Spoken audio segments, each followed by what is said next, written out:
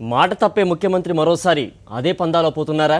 కాపుల విషయంలో ఎన్నికలకు ముందు ఒక మాట, ఎన్నికల తర్వాత మరో మాట మాట్లాడడం దేనికి సంకేతం? కాపులకిచ్చిన హామీలన్నీ హుష్కాకేనా? కాపులకు కహానీలు చెప్తున్న చంద్రబాబు, బీసీల్లో చేర్చుతామని ఎన్నికల్లో హామీ. బీసీల్లో చేర్చే అంశంపై పరిశీలనకు కమిటీ అంటూ కొత్త మెలికలు. బడ్జెట్లో కాపులకు ఏటా 1000 కోట్లు కేటాయిస్తామని మేనిఫెస్టోలో హామీ. అధికారంలోకి వచ్చాక ఇచ్చింది 100 కోట్లు. చంద్రబాబు మాట మార్చడంపై భగ్గుమంటున్న కాపులు. నాంచివేత ధోరణిపై కాపుల్లో అసంతృప్తి. ఆంధ్రప్రదేశ్లో టీడీపీ తిరిగి అధికారంలోకి వచ్చిందంటే దానికి ప్రధాన కారణం రాష్ట్రంలో బలమైన సామాజిక వర్గం కాపుల అండదండలు ఉండటమే.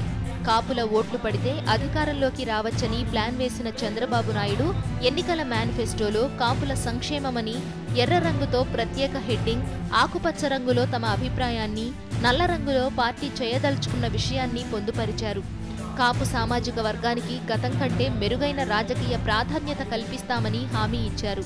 కాపుల సంక్షేమం కోసం బడ్జెట్లో ఏటా 1000 కోట్ల రూపాయలు కేటాయిస్తామని భరోసా కల్పించారు.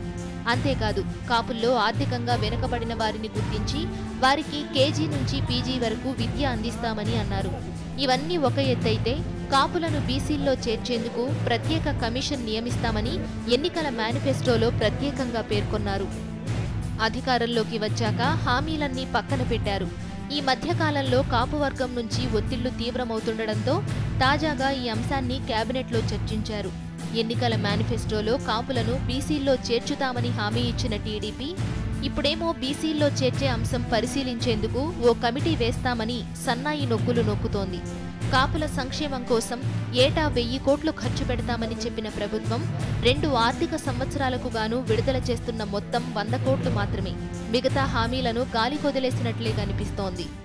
నెక్స్ట్ కేబినెట్ నాటికి ఈ కాపు రిజర్వేషన్ మీద బీసీ కమిషన్ని రాబోయే 15 రోజుల్లో బీసీ కమిషన్ మీద కూడా నెక్స్ట్ కేబినెట్లో ఒక డెసిషన్ తీసుకొని బీసీ కమిషన్ కూడా ఎవరిని వెయ్యాలి అనేటువంటిది కూడా ఒక నిర్ణయం తీసుకోవడం జరిగింది.